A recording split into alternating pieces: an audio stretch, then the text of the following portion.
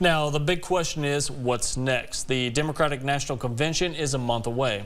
And it'll be an open convention. University of Iowa Professor Tim Hagle joins us now and to break down the next steps. Tim, good morning. Thanks for being here. Be with you. So, Tim, as we mentioned, the Democratic National Convention is now open. What exactly does that mean? Well, to some extent, we'll have to wait and see what it means. Right now, the delegates are still pledged to Joe Biden. He's bowed out of the race. That basically frees them up.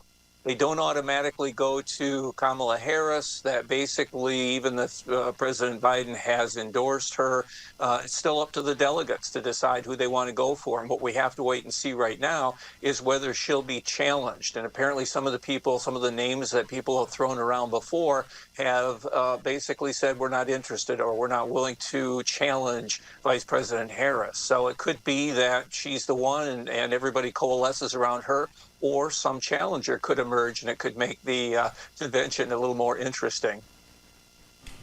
Now, Tim, you touched on some of those topics about the challenger. There's been a lot of talk amongst Democrats of at least two other potential nominees, California Governor Gavin Newsom and Michigan Governor Gretchen Whitmer. What happens if they do challenge Harris? Well, if they do challenge Harris, then basically we'll have, as some people have said, some sort of a mini primary that, again, assuming they announce fairly quickly, then maybe the Democrats will be able to organize some kind of town hall or some other event. But basically, it's a lot of wooing of the delegates that are going to be at the convention because it's their vote that's going to count at this point. And so if those folks are interested in challenging Harris, they're going to have to get after it pretty quickly. Now, there's also been some talk that Republicans could try to keep the Democratic nominee off of the ballot. Is that possible, and could that happen?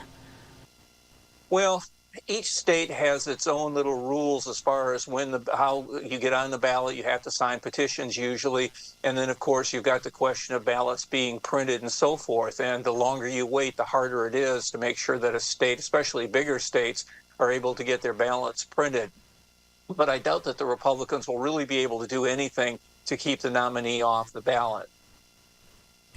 Now, the Biden-Harris campaign has raised a lot of money. They recently reported $91 million cash on hand. Where does that money go now? Well, if Harris is the nominee, she gets it. That basically that fund transfers over because she is on the original Biden-Harris ticket, so it basically goes to her.